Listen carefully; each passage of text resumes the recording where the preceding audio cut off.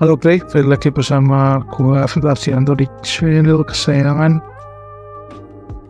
gue. Gue nggak tahu apakah video ini bermanfaat atau enggak, atau mungkin cuma menghibur aja, dan gue juga nggak tahu gue harus mulai dari mana. Jadi langsung gas saya kan, kita mulai.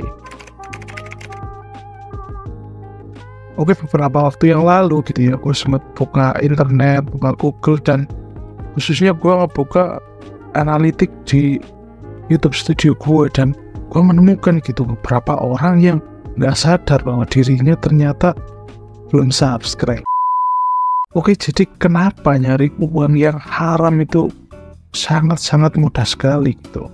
Entah itu judi, korupsi, slot, taruhan, dan lain-lain, mencuri bahkan mungkin. Ya contoh aja Firly Bahuri mungkin, atau Giska yang sekarang ini lagi banyak dibicarakan. Tapi bukan sekarang, ding. Udah beberapa waktu yang lalu ya, walaupun gua telat, tapi nggak apa-apa, gue cuma berharap video ini bakal naik ya kan. Dan dari dua kasus tersebut, gue lihat memiliki kesamaan gitu, nilai yang fantastis, dan tentu aja waktu yang bersamaan. Yang satu pejabat korup, yang satunya apa ya kalau gue sebut, cuma sebenarnya siapa sih Firly Bahuri ini?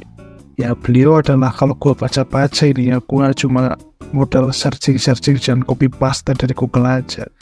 Pak Firly ini adalah purnawirawan polisi yang dulu memiliki pangkat komisaris jenderal polisi atau Komjenpol kalau nggak salah. Ya walaupun sudah pensiun dari kepolisian, Pak Firly juga sekarang gitu ya, bukan sekarang, kemarin sempat juga jadi ketua KPK dengan gaji yang menurutku sangat-sangat fantastis dan hampir gak masuk akal kalau sampai beliau ini harus korupsi.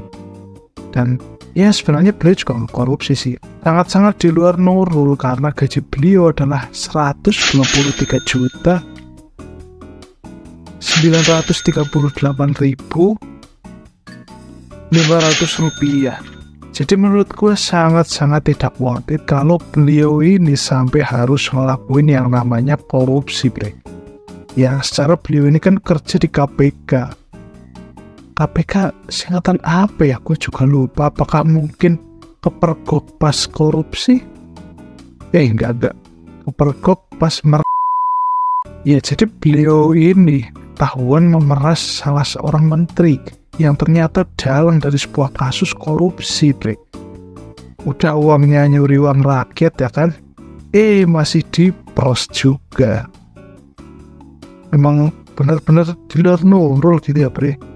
Dan ternyata dengan gaji dan bayaran yang amat sangat worth it ini untuk menjadi seorang pejabat, tidak membuat atau tidak menutup kemungkinan bahwa beliau ini seperti mereka ini bakal korupsi, bre. Dan gue juga jadi ingat gitu, bre, salah satu pernyataan atau kalimat dari salah satu orang yang pernah melakukan korupsi. Ya Bupati Banjarnegara, kalian tahu kan ya, Wincin atau Budi Sarwono gitu, bukan Wincun ya, Wincin. Beliau sempat bilang kalau dengan gaji kepala daerah yang amat sangat gitu kecil gitu, segitu maksudnya, berpotensi bahwa kepala daerah itu melakukan korupsi. Dan kata beliau harus korupsi. Tapi kalau dilihat dari tunjangannya ya sebenarnya besar juga sih. Dan beliau yang ngomong seperti itu ya beliau udah melakukan korupsi gitu, bre. Jadi nggak heran lah kalau pembangunan di Banjarnegara di mana-mana, jalan-jalan padahal harus bupatinya korupsi, bre. Dan ternyata dengan pemerintah membayar para pejabat-pejabat negara ini dengan uang yang amat sangat banyak, alias membayar mereka dengan nilai yang sangat-sangat di luar nurul, tidak menutup kemungkinan untuk mereka berbuat korupsi. Tidak menutup kemungkinan untuk mereka nyolong atau nyuri atau ngerampas uang yang rakyat, bre. Benar-benar Masya Allah. Dan kalau dilihat gitu ya, nggak jauh berbeda dan kasusnya Giska. Giska itu loh yang jualan tiket Coldplay itu. Gua nggak tahu si Giska ini dapat inspirasi dari mana, apakah Giska ini apa ya, dari jurusan bisnis atau enggak, karena si dia ini masih kuliah gitu Bre, dan nggak tahu inspirasinya buat dagang atau buat jualan tiket Coldplay, istilahnya sampingan gitu ya.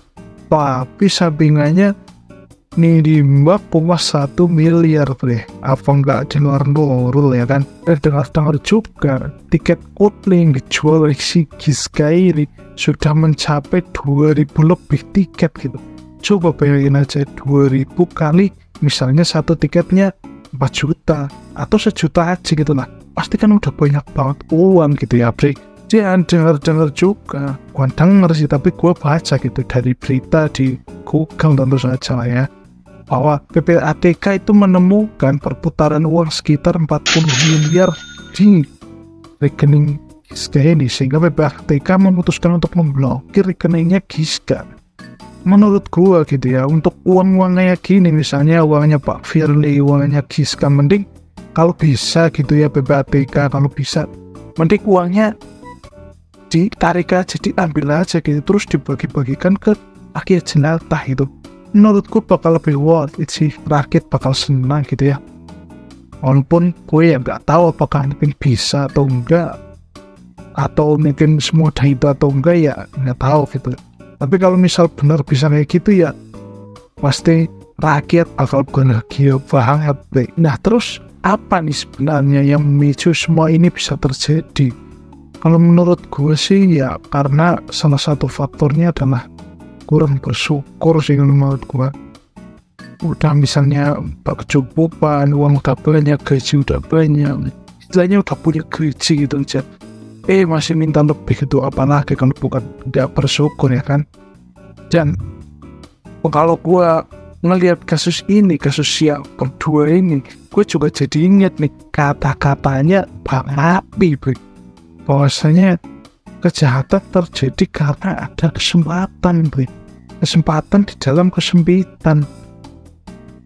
Nah, benar-benar zaman tuh makin kesini makin kesana gitu ya. Dan untuk tiket-tiket Coldplay ini yang kejual, gue juga heran gitu. Ada orang yang mau beli gitu, padahal uangnya apa ya, nilainya itu iya menurut gue sangat-sangat tidak worth itu membelinya untuk nonton Coldplay gitu.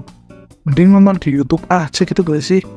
Atau kalau enggak, kalau misalnya pengen ngedengerin audio gitu, audio yang sebagus Coldplay, ya tinggal pakai headset aja gitu. Atau 4 juta lu pakai buat nyewa sound, terus lu putar lagu-lagunya Coldplay gitu, kan pasti receh gitu ya Bre. Nah mending 4 juta kasih gue aja gitu ya. Nah tapi ya sudah, mereka yang beli tiket ya udah tentu orang yang punya uang gitu, dan orang-orang yang gengsi, dan mereka yang korupsi ini ya adalah orang-orang yang punya jabatan tentunya. Jadi nggak usah iri gitu lah, bahwasanya kita harus bersyukur dengan apa yang kita punya. Terus satu hal yang harus kita ingat, ternyata menjadi abdi negara, menjadi pejabat, bukanlah salah satu pekerjaan yang baik-baik amat, dan bukan juga salah satu solusi untuk mencari pekerjaan yang mulia. Ya kalau misalnya lo tujuannya pengen beribadah, ya lo niatin kerjaan lo itu, misalnya lo di pemerintahan ya untuk benar-benar mengabdi gitu, bukan untuk korupsi bangsat. Maksud gue yang pengen ya, bukan itu. Oke, jadi mungkin itu aja gitu video pada kali ini, karena gue juga buat video ini tanpa script, cuma catatan ini aja deh. Jadi mohon maaf kalau ada kata-kata yang belibet atau pembahasan yang nggak bermanfaat sama sekali. Yang penting ya tetap dengerin lah cerita-cerita omong kosong gue ini. Dan yang masih gue heran kok ada gitu ya orang yang nonton tapi gak subscribe. Gue Ardianto, sampai jumpa di kolom komentar.